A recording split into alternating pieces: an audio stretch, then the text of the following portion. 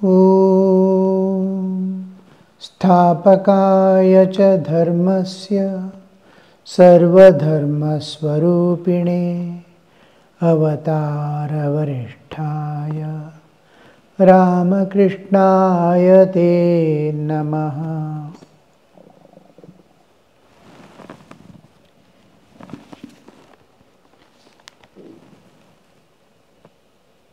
We saw in this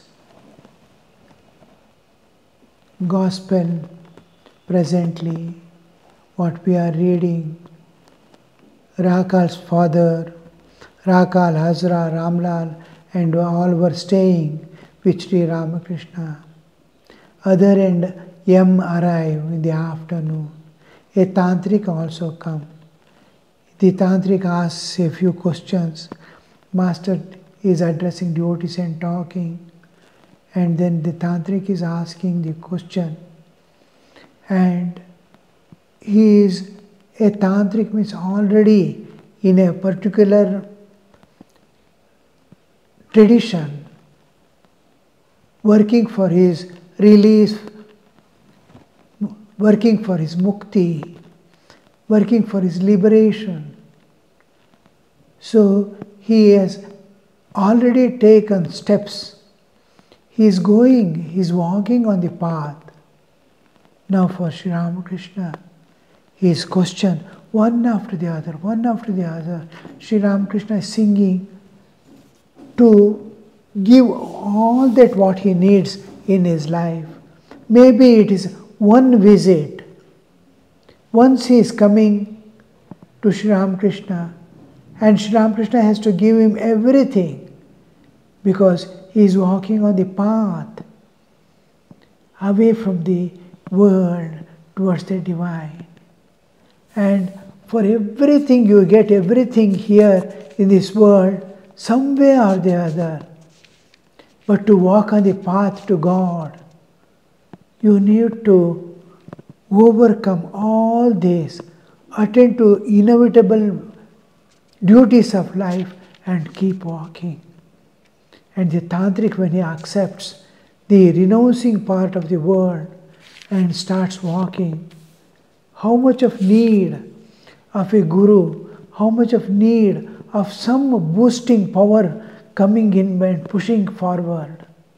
It is like I am struggling to swim in a flood and some force come and push me forward to a safer place. So Sri Ramakrishna is trying to, and that can be infused, that can remain permanently as a mark, as a goal, as a constantly supplying power when it is given in his language, Tantric. And one of the important parts in spiritual life is music, the singing, the names and glories of God, instructing through songs. Now the whole thing, Sri Ramakrishna is continuously singing one after the other songs. Now he sang another song. Why should I go to Ganga or Gaya, to Kashi or Kanchi or Prabhas, so long as I can breathe my last with Kali's name upon my lips? Why should I go to Gaya, Ganga?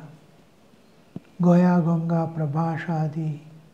What purpose is there to go various places if you can rest? The purpose of pilgrimage is to awaken devotion. Each place is like a fountain. When we go for pilgrimage, the place of pilgrimage is just like we search and go for water, river, springs somewhere. Where water is available, we go.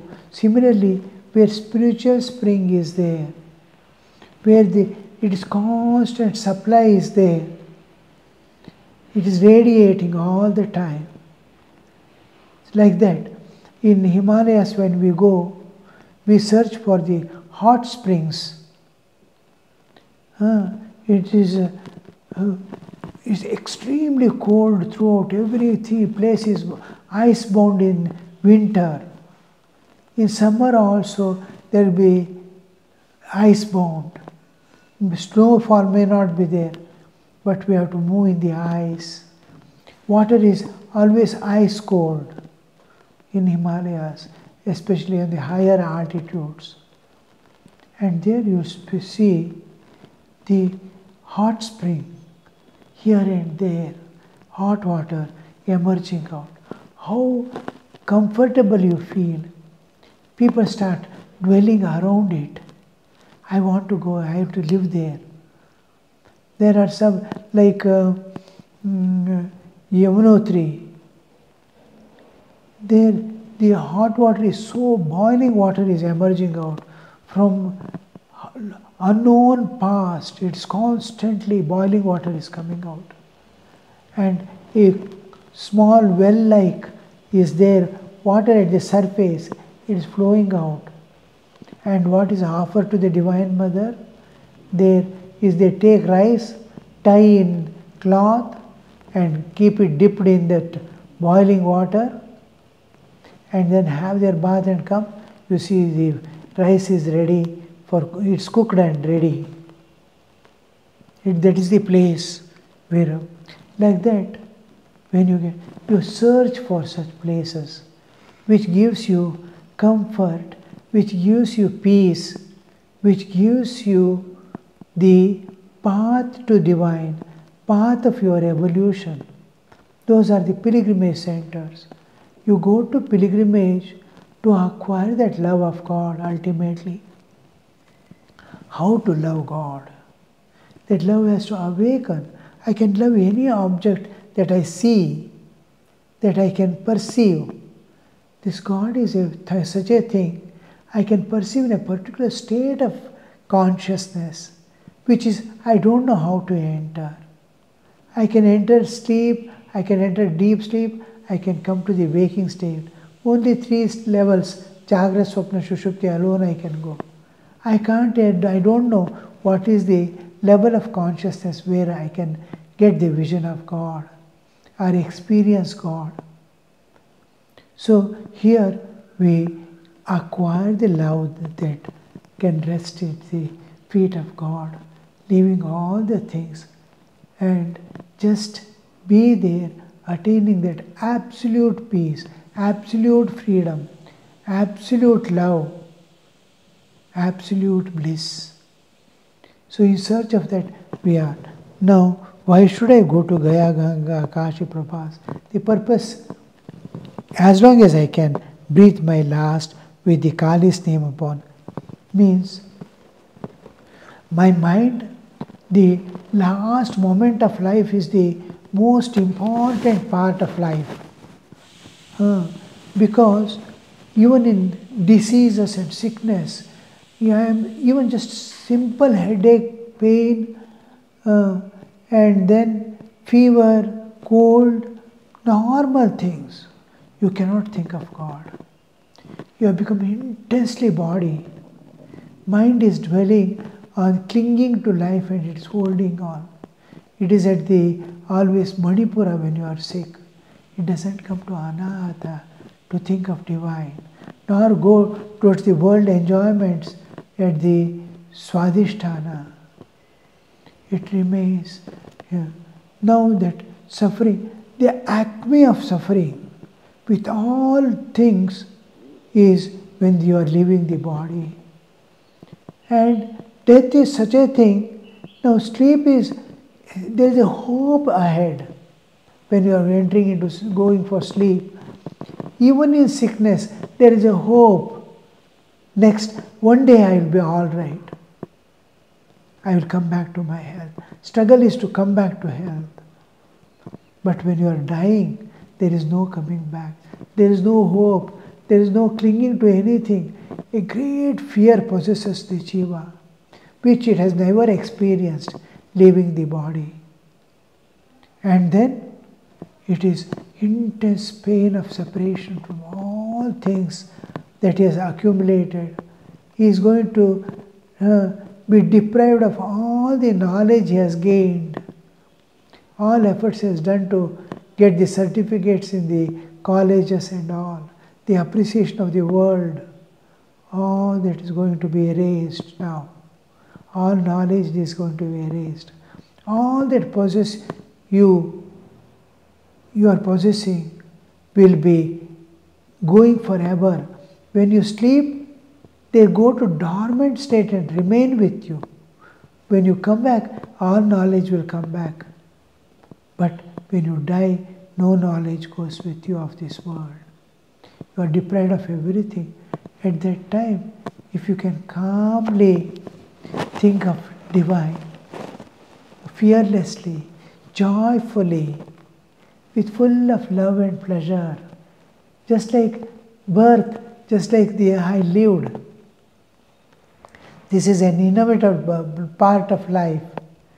Life doesn't end with death. Life continues with after death without body. But it's continuing. It's not going to break. Life is going to continue. Bodily existence alone is going to die away. So this understanding, my life is continuing. I am changing my clothes. I am going to give up this bodily existence. I am fearless. I am holding on to the divine now. I have a fine flight in which I can go to my next destination. If it is there, what is the use of going to pilgrimage here, there, or doing worship and all? If you can hold on to that. It is not only faith, it is a lively faith. It is a living, actually living thing. Now, at the time of death, life is coming. If you can hold on to the divine. Divine is eternal. And if you can hold on to the divine, at the time of death, you are holding on to the eternal. You are entering into the eternal. So that is what Sri Ramakrishna is telling. Why should I go to Gaya Ganga? Because Tantric is moving, the tendency is to move about from one place to another. Kashi, Kanchipura. As long as I can breathe my last with Kali's name upon my lips. That is, I am able to. And another thing is, we might be making a rocket, a spacecraft. Now Chandrayaan we made. Throughout its life course on the earth, since it was started assembling, its face was somewhere. A rocket you make, the whole, it will be moving about 365 degrees, it will be showing its face. The pointer, in which direction it is to go, it will be here, it will be here, it will be while painting, while assembling. Its nose will be in an unknown direction. It's constantly moving throughout it building up. Final condition also, transporting to the place of where it has to be shot. All this you see, it's moving about in various directions. But when it is fixed to fire, even in crackers you see, we have rockets. How many directions in transport and all, it moves about. None of the direction it goes. Last, which direction you are going to keep and fire. It is there it is going to go. Now, he might have lived any type of life, whatever good and bad, right and wrong he has done in his life. It is immaterial. Last, where is he going to go? The direction is fixed now. Now, he is thinking of Divine Mother, Kali. And where does that soul go?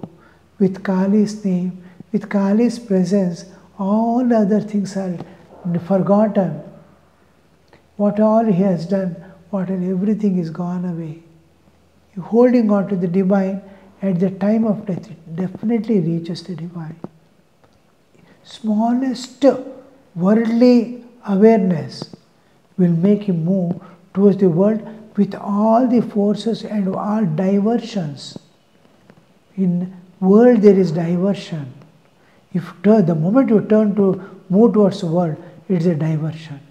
Yeah. So many things, so many objects will be running about in the world. I want that, I want this, I want that.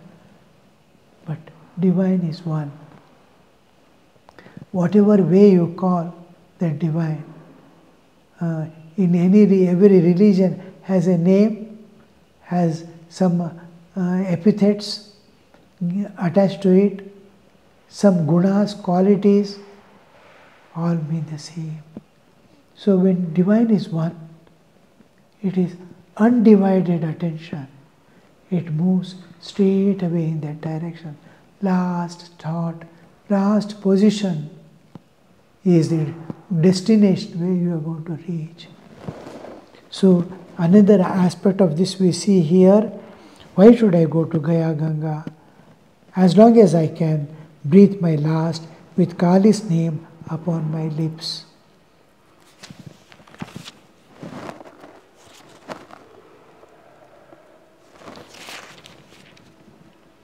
Then he said, when man merges himself in God, he can no longer retain wicked and sinful tendencies. It is like gold, normal gold which we use, which we wear, ornaments and all, has a small quantity of copper mixed with it. This copper gives its strength, otherwise it will wear out in no time. It is a soft metal. So to give increase its density, increase its toughness, a little other metals are added. Now it's not pure gold, but it is glittering, everything, it's shining. It is equal to gold, but small quantities of dirt is not, other than gold it is there. So this gold is not considered as purest gold. Now suppose you heat it and pour it in acid, all the dirt will go away. Copper, this, that, whatever metal you added to make it tough goes away. It becomes soft, pure gold again. Like that, when you once enter into the divine, once you enter into any aspect of God, it is Chaitanya. Your mind, though belongs to the Prakriti, your intellect, though it belongs to Prakriti, nature, it is a part of your existence. And if it is dipped in the Chaitanya, it becomes Chaitanyified. It becomes so pure and divine. The three gunas dissolve away. When man merges himself in God, both are same. The individual consciousness is merging in the cosmic consciousness. Veshti Chaitanya is merging in the Samashti Chaitanya. A drop of water is falling in the ocean like. He no longer retains wicked and sinful tendencies. All tendencies. Because the moment a person enters into divine in any way, in meditation, I may get merged. I get merged in God. I forget myself, suppose. And now when I come back, I would have lost all my worldly tendencies. Because the moment I touch the Chaitanya, the moment it's like iron touching the philosopher's stone, Parashamani. The moment it touches, it's no more iron, it's gold. It's gold, it has become gold just by touching that. Like that, when I touch the Chaitanya, consciousness in any aspect, as Ishtadevata or this or that, whatever be your understanding of God, the moment you touch, This touch makes, because it is transcendental aspect. Once you go and come, touch, it's because you are seeing one non-dual which is pervading all duality. Your vision changes. You start penetrating into every object and trying, you'll be able to, it is which was covered by the name and form, by the gunas. Every object in this universe, every person in this universe is having qualities, guna. It has form, rupa, and it has existence. And these nama, rupa, guna, name, form and qualities is covering the Chaitanya which is pervading it. It is actually God visible to us. But the qualities, nama, rupa, guna, is hiding its content. One undivided reality is pervading. Once you touch God, once you dip yourself in God and come out, you will start seeing which is not seen by others. The all-pervading Chaitanya. Oh, that old vision of duality goes away. When duality goes away, you are seeing one in everything. You are behaving like an ordinary man, but you are each movement, each vision, each perception is associated with what is real, what is eternal. So you are seeing something which is like an X-ray camera. Ordinary camera has become X-ray camera. Now it can see the bones and the form, external form becomes dull. You are doing good and bad, right and wrong, only because you are seeking something in this world. Now that vision goes off. Now that aspirations go off. Now you want to give. You want to sacrifice. You want to love. The seeking period goes off. Now the giving period comes to you once you are dipped. So there cannot, when there is a sacrifice, where is a demand, I want, then the differentiation is there. Good, bad end is there. Wickedness is there, all that. When you don't need anything, you are purna yourself. You want to give, then what is the wickedness for there? So Ramakrishna is telling, when a man merges himself in God, he can no longer retain wicked and sinful tendencies. To merge in God, to become one with the divine. Tantric, you have said rightly that he keeps only the knowledge ego, jnana ahankara. He keeps only the knowledge ego. You have said rightly that he keeps only knowledge ego. Now, ahankara is there for all jivas. Ahankara is always associated. Ahankara means kartritva, bhoktritva, jnatritva. Three things are there. Doership, enjoyership and knowership. Now, this ego, when it is jnana, he has realized God. Now, what is doership now? To fulfill the will of God, to fulfill the will of nature. Kartritva. Bhoktritva, he enjoys the transcendental bliss. No more running after you become a millionaire. You will never go for begging a few pence from the people. No. Because what all you can gain through that is already there with you. So you are enjoying kartritva, bhoktritva, you are enjoying the bliss transcendental, which includes all other blisses and much more. And And Jnatratva, you know, by knowing God, you know everything. So these three aspects of existence, the Kartritva, Bhoktritva, now that Jnana alone, the Jnani retains the ego to tell others what is the, this God is like this is God, I have seen.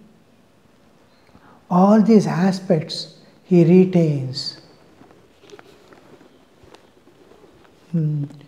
You have said rightly that he keeps only the knowledge ego, Master. Yes, he keeps only the knowledge ego, the devotee ego, and the servant ego, and the good ego, his wicked ego, disappears. What a beautiful explanation, you see. He keeps only knowledge ego. What we have discussed now, knowledge ego, Kartritva, Bhoktritva, Jnatritva, and devotee ego. I am devotee of God, I am child of God. And the servant ego. This is an important part. I am servant of God. God is there in everyone. I am servant of this world because except God nothing is there. He is seeing God in everyone. He is ready to serve anyone at any time. The servant ego. The only thing that we have to destroy is ego. The main factor is of spiritual life is acceptance of God and destruction of ego. And the good ego, his wicked ego, disappears. Om Shanti Shanti Shanti Harihi Om Tat Sat Shri Ramakrishna Arpanamastu.